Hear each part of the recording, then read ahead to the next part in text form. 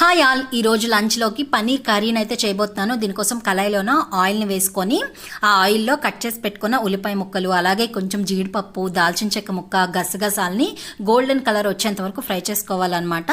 అవి చక్కగా ఫ్రై అయ్యాక ఒక 2-3 టమాటా ముక్కల్ని కూడా అందులో వేసుకొని మగ్గించుకోవాలి. టమాటా ముక్కలు త్వరగా మగ్గడం కోసమని ఇక్కడ నేను సాల్ట్ని అయితే యాడ్ చేసుకుంటున్నాను.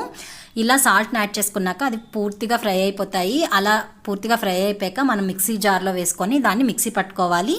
నెక్స్ట్ ఇక్కడ పన్నీర్ని అయితే చిన్న చిన్న క్యూబ్స్ లాగా ముక్కలు కట్ చేసుకొని అదే కళాయిలోన గోల్డెన్ కలర్ వచ్చేంత వరకు ఫ్రై చేసుకోవాలి.